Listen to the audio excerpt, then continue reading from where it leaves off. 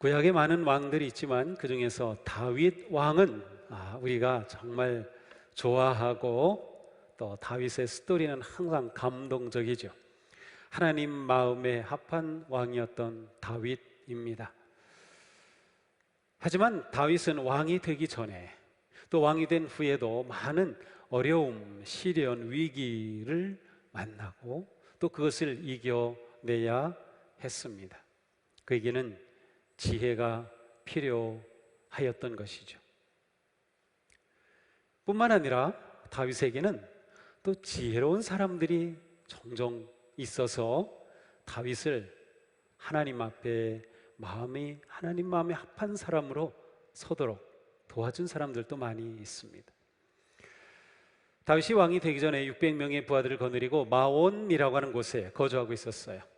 그곳에 있으면서 600명을 또 그 가족들과 함께 있으면서 그곳으로 침략해오는 그러한 도적들을 막아주고 강도들을 막아주고 다른 사람들의 침략을 막아주고 하니까 이 마온 지역에 있는 사람들이 아주 마음 평안하게 일을 하고 농사를 짓고 또 목축업을 할 수 있었어요.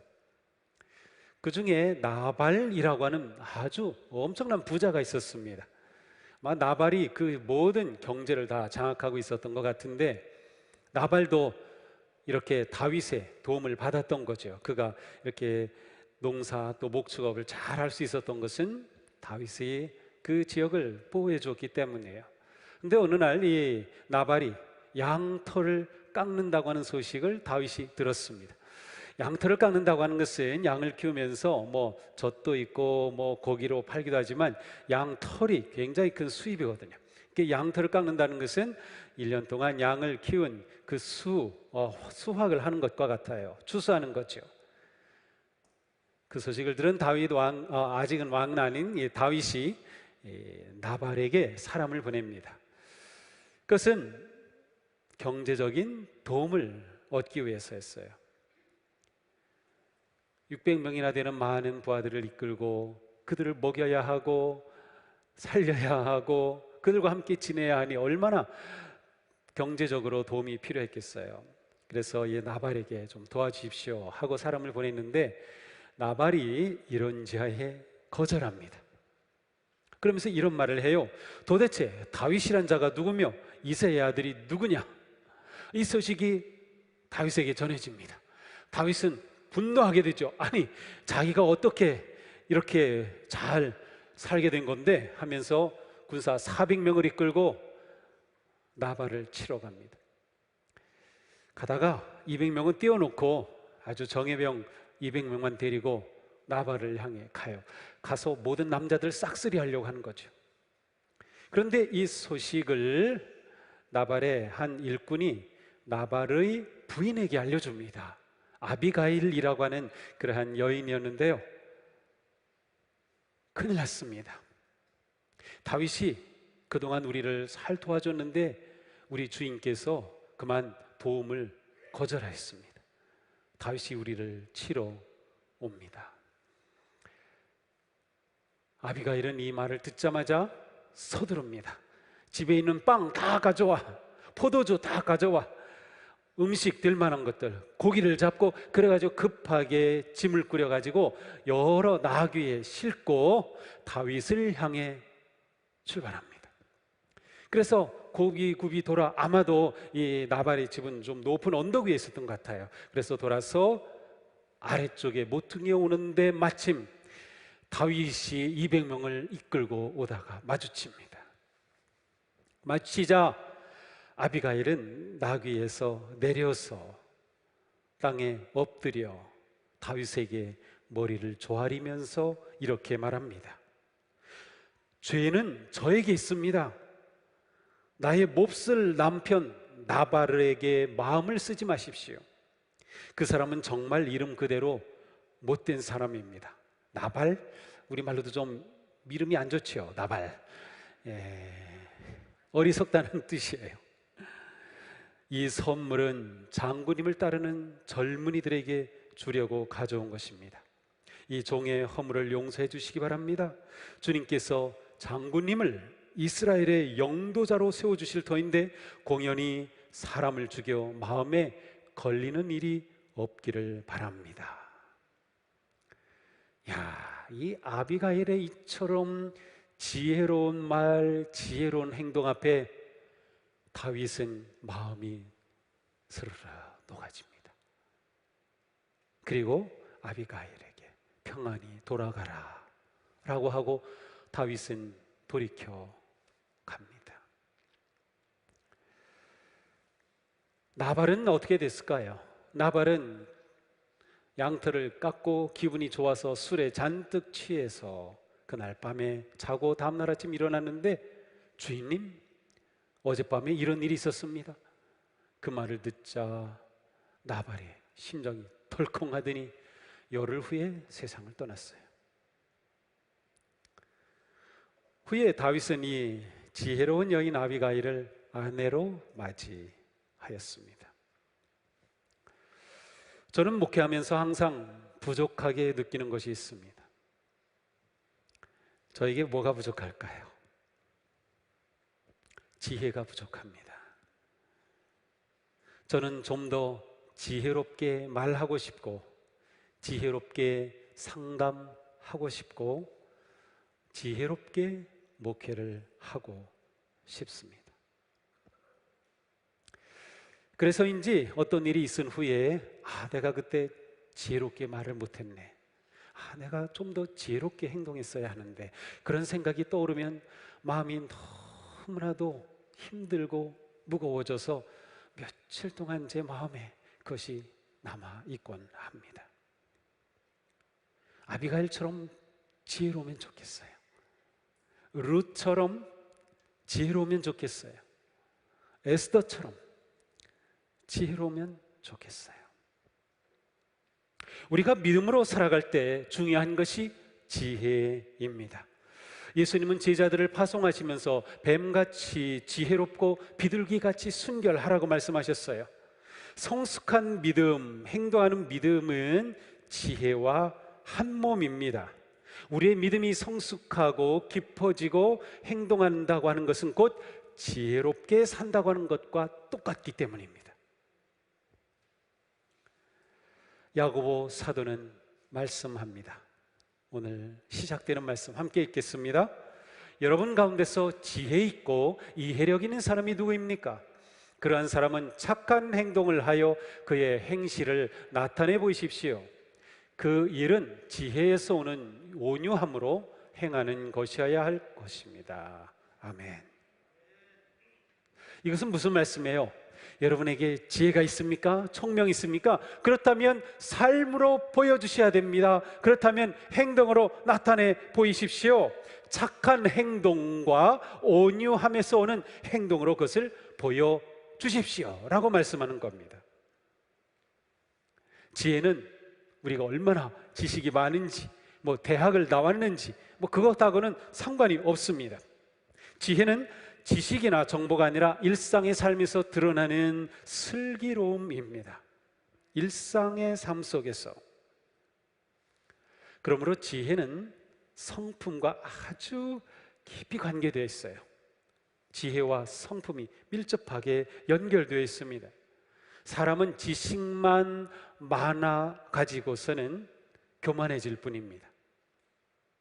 그러나 지식이 지혜가 되면은 아무리 많은 지식이 있다 하더라도 겸손합니다. 우리가 살면서 겪는 많은 어려움은 지식이 없기 때문일까요? 그것보다는 지혜가 부족하기 때문에 문제가 일어나고 어려움을 겪는 것이 더 많은 것 같습니다. 야고보 사도는 오늘 말씀에서 지혜를 두 가지로 대조적으로 대비해서 설명하고 있습니다. 그것은 땅에 속한 지혜와 하늘에 속한 지혜, 거짓 지혜와 참 지혜라고 하는 대조된 모습을 보여주고 있어요. 지혜라고 다 좋은 지혜가 아니라는 것입니다. 거짓되고 악한 지혜가 있다는 것이에요. 사실 똑같은 지혜, 소피아라고 하는 단어인데, 이 지혜를 굳이 우리말로 좀 번역하자면 땅에 속한 지혜는 지혜라는 말보다는 꾀라고 하는 것이 더 좀 우리가 이해가 쉬울 것 같습니다.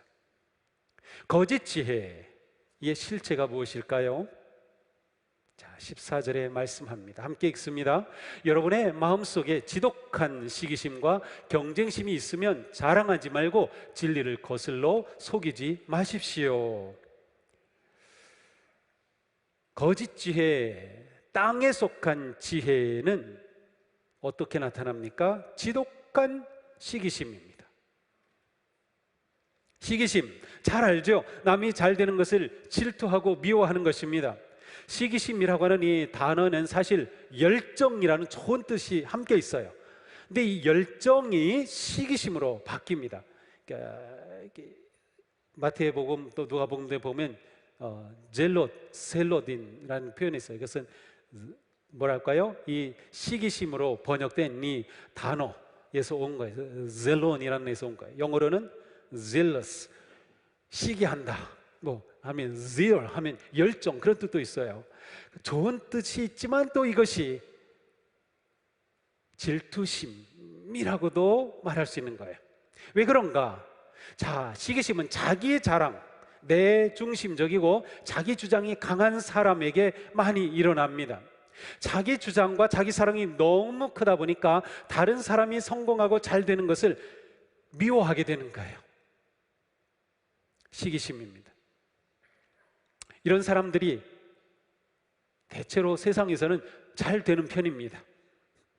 잘 되는 편이에요. 그런데 문제는 이런 사람들은 인간관계가 어려워집니다. 다른 사람을 시기하기 때문에 그 속에서는 좋은 관계가 일어날 수 없어요. 자기중심적이기 때문에 다른 사람 잘 되는 것을 도와주지 못하는 것이죠. 이러한 것은 세상적으로 볼 때는 그 사람 잘 나가, 그 사람 괜찮아, 전문가야, 말도 잘해, 많이 배웠어 라고 할 수 있을지 모르지만 시기하는 그 삶이라면 그것은 거짓 지혜다라고 말씀하는 거예요. 또한 거짓 지혜는 경쟁심으로 가득하다라고 말씀하고 있죠. 경쟁심은 이기적인 야망에서 가득 차가지고 갈등과 다툼을 일으키는 것을 말합니다. 이런 사람들은 자기 의가 강해요. 내가 옳아요, 나만 옳아요. 자기 주장이 너무 강하죠. 그러다 보니까 상대방을 비난하고 공격하고 관계가 어그러지게 마련입니다. 공동체의 유익함보다는 자기 개인의 이익을 더 앞세우는 것이죠. 이런 사람들 세상에서 잘 나갑니다. 그러나 이렇게 경쟁으로 다투고 갈등을 일으킨다고 하면 이건 무엇이겠습니까? 아무리 잘 나간들 그것이 자기의 영광을 위한 것이니 하나님과는 전혀 무관한 것이라면 이것은 결국 거짓 지혜에 불과하다라는 말씀이에요. 이러한 거짓 지혜는 어디서 온 것일까요? 함께 읽겠습니다. 이러한 지혜는 위에서 내려온 것이 아니라 땅에 속한 것이고 육신에 속한 것이고 악마에게 속한 것입니다. 거짓 지혜가 오는 세 가지 원천이에요. 첫째, 땅에서, 이 세상의 악한 가치입니다. 세상의 가치가 다 악한 것은 아니에요. 세상의 가치도 좋은 것 많이 있습니다. 그런데 그 중에 악한 가치가 있어요. 그것은 뭐예요? 앞에서 말한 시기심을 가지게 되고 경쟁하고 나만 이기려고 하고 다른 사람은 누리려고 하는 이러한 것들은 잘못된 가치죠. 이게 성공이라고 하는 그러한 이름으로 딱 뒤집어 쓰여지면 세상이 이것을 추구하는 겁니다. 잘못된 가치예요. 이것 때문에 거짓 지혜가 온다. 두 번째는 무엇입니까? 육신의 정욕입니다.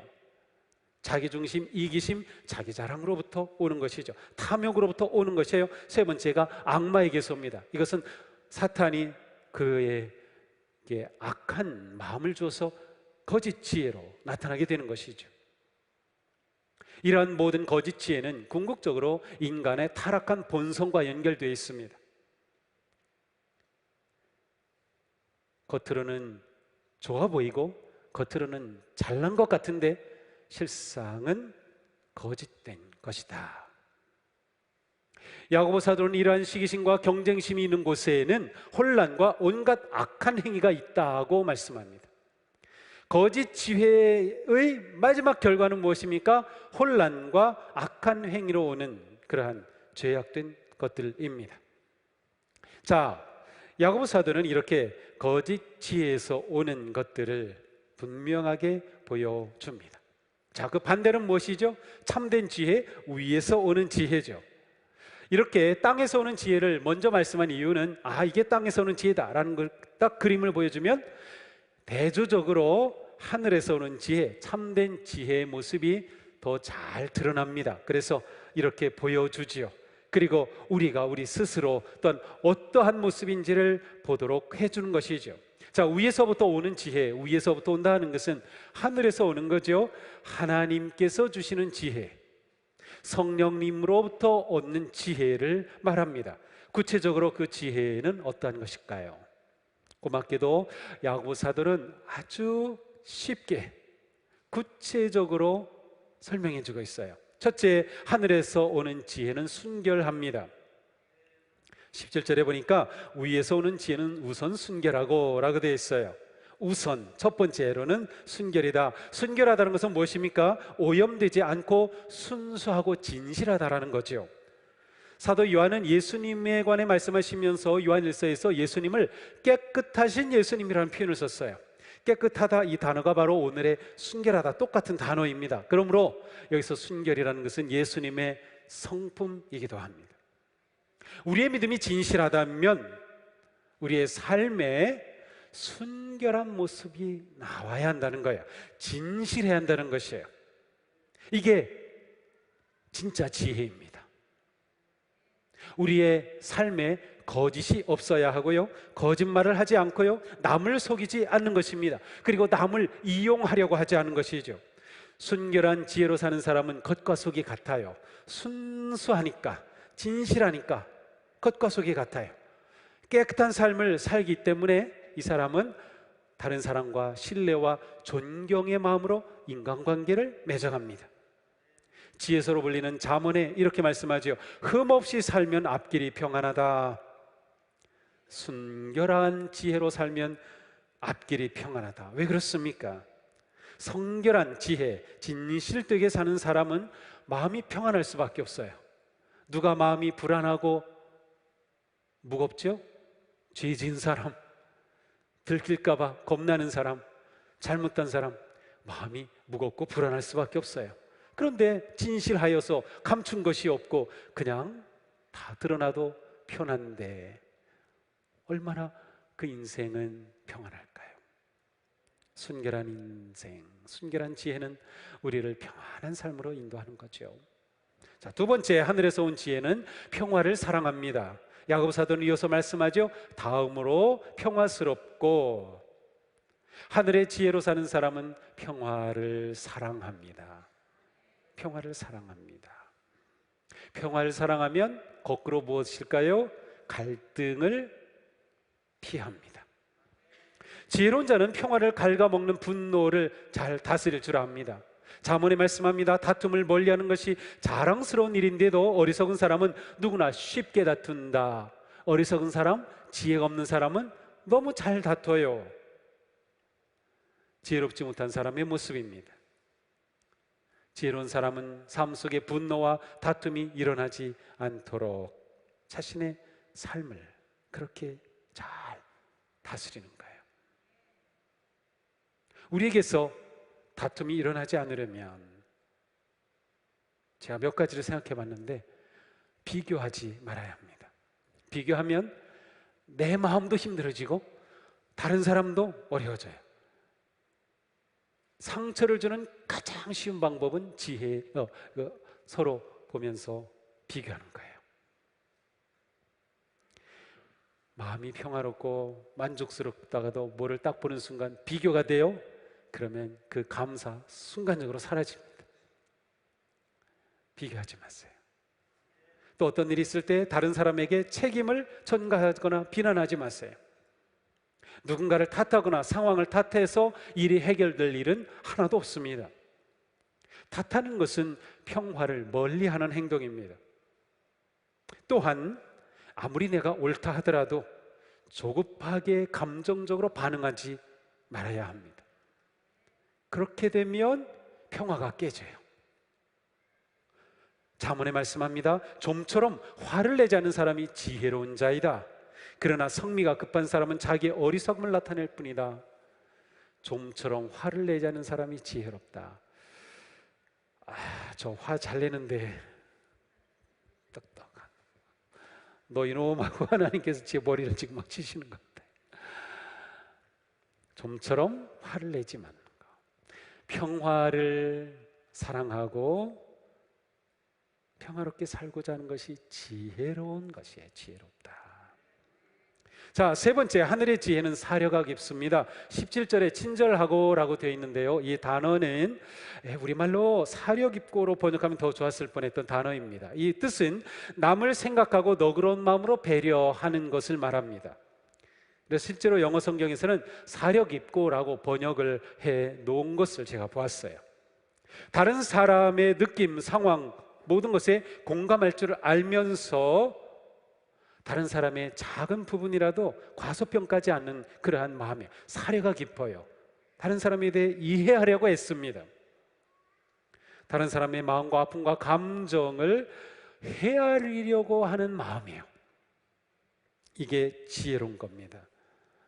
이렇게 지혜로운 사려 깊은 그러한 마음을 가진다면 우리의 관계가 얼마나 풍성해질까요? 얼마나 좋을까요? 우리 누군가가 내 마음을 헤아려주고 사려 깊게 행동하면 너무도 고맙잖아요. 너무도 기쁘잖아요. 내가 그렇게 한다면 서로 얼마나 좋을까요? 그렇습니다. 정말 복되게 사는 삶이 이런 것에 있는 것이죠. 매사에 사려 깊은 것, 이게 지혜로운 성도의 모습이에요. 네 번째, 온순합니다. 온순하고 라고 하는 이 단어는 신약 성경 전체에서 딱 한 번밖에 안 나오는 단어예요. 특별한 단어인데 온순이라고 돼 있으니까 우리 말에 뭔가 순하다 이렇게 생각하기 쉬운데, 그러한 의미보다는 마음이 부드럽다라고 보면 좋을 것 같아요. 그래서 원래 이 순하다라, 온순하다라고 번역된 이 단어는 합리적인 생각을 하면서 열린 마음으로 대하는 것이에요. 자, 마음이 스폰지와 같이 부드럽다고 생각해 보세요. 그러면은 잘 흡수합니다. 그죠? 물도 이렇게 쫙 되면은 빨아들이죠. 누가 뭐라고 하면 잘 받아들여요. 그래서 열린 마음이라는 의미예요. 누군가가 내게 조언을 해줍니다.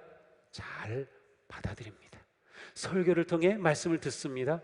잘 받아들이는 거예요. 그래서 여기서 번역된 온순하다고 하는 것은 순종한다라는 의미가 함께 담겨져 있어요. 잘 받아들여요. 잘 배웁니다. 잠언에 이렇게 말씀해요. 어리석은 사람은 자신의 행실만이 옳다고 여기지만 지혜로운 사람은 충고에 귀를 기울인다. 충고에 귀를 기울인다. 우리는 성도이니까 하나님의 말씀에 귀를 기울이는 겁니다. 이것이 온순한 지혜죠. 우리가 온순해지면, 우리가 온순한 지혜를 가지게 되면 우리의 귀가 잘 열려져서 잘 받아들여요. 배우는 걸 좋아하고요, 열린 마음을 가지고 잘 환영합니다. 누가 뭐라고 하면 내 방어를 하려고 하지 않고 그래, 나에게 부족한 게 있지, 받아들입니다. 기꺼이 비판을 수용하고 실수로부터도 배울 수 있고 권고에 귀를 기울여, 이러한 사람 아주 든든하게 성장하게 마련입니다. 다섯 번째로 하늘의 지혜는 무엇입니까? 자비와 선한 열매가 그 삶에 넘칩니다. 하늘의 지혜는 자비와 선한 열매가 풍성하고 라고 했어요. 자비는 긍휼한 마음입니다. 사랑이라고 해도 좋습니다.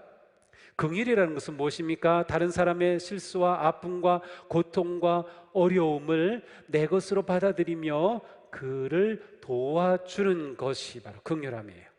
이게 사랑 아닙니까? 긍휼은 하나님의 성품입니다. 하나님께서 우리의 죄를, 우리가 죄로 인하여 죽을 것을 긍휼히 여기셨기 때문에 예수 그리스도 아들을 보내주셔서 우리로 하여금 죄의 용서를 받고 하나님의 자녀가 되게 하시고 하나님의 은혜로 복된 삶을 살게 해주신 것, 하나님의 긍휼하신 사랑 때문이죠. 바로 이 긍휼함은 성도의 지혜의 성입니다. 우리가 긍휼한 성도가 되는 거예요. 너무도 중요한 거죠. 지혜로운 성도는 주님을 닮아 자비로운 마음으로 사람을 대하죠. 잠언에 말씀합니다. 허물을 덮어주면 사랑을 받고 허물을 거듭 말하면 친구를 갈라놓는다. 허물을 덮어줘야 돼요. 허물을 덮어줘야 돼요. 참 좋은데 쉽지는 않은 것 같아요. 허물을 덮어줘요. 의도적으로 이번 주에 분명히 내가 누군가의 허물을 덮어줘야 할 일이 있을 겁니다. 왜냐하면 제가 어떤 주제로 설교를 하면요, 성도님들이 그 한 주간 살 때 꼭 그 말씀을 적용해야 할 일을 만나더라고요. 분명히 있을 겁니다. 그때 허물을 덮어주십시오. 허물을 덮어주세요. 이게 지혜로운 겁니다. 지혜로운 거예요. 남편의 허물도 좀 덮어주시고요, 아내의 허물도 덮어주시고, 부모의 허물도 덮어주시고, 자식의 허물도 덮어주시고, 친구의 허물도 덮어주는 겁니다. 그렇습니다. 이런 삶에는 선한 열매가 가득할 수밖에 없습니다. 자, 여섯 번째, 위로부터 오는 지혜는 편견과 위선이 없습니다. 자, 17절에 분명히 말씀하고 있어요. 편견과 위선이 없습니다. 편견이라는 것은 바르지 못하고 한쪽으로 치우친 생각입니다. 바르지 못하고 한쪽으로 치우친 생각, 이러한 면도 있는데 이것은 전혀 생각도 안 하고 받아들이려고도 안 해요. 한쪽으로 치우쳐 있는 게 편견이죠. 따라서 편견은 공정하지 못한 경우가 많습니다. 사도 바울은 디모데에게 편지하면서, 목회하면서 공평하고 편견 없이 하라고 권고를 해줬어요. 공평하게 편견 없이 하라. 저도 공평하고 편견 없이 목회하려고 무진장 애씁니다. 그런데 성도님들의 입장에서는 다 다른 것 같아요. 편견이 없는 것이 지혜로운 거라고 말씀하고 있어요. 우리의 삶이 한쪽으로 치우쳐서 편견을 가지게 되면 우리는 다른 쪽은 놓치게 마련이에요. 그렇기 때문에 우리의 삶의 폭이 좁아집니다. 우리가 다양하고 풍성한 것을 누리면서 복된 삶을 살 수 있는데 많은 부분을 놓치게 됩니다. 편견을 가지게 되면 말이죠. 교회가 편견에 빠지면 어떻게 됩니까? 하나님의 뜻을 분별하지 못합니다. 바른 길로 나아가지 못합니다. 코로나가 처음 생겼을 때, 그때 교회 막 매스컴에 엄청 나왔죠. 편견에 빠진 교회, 그런 교회입니다. 편견에 빠진 거예요.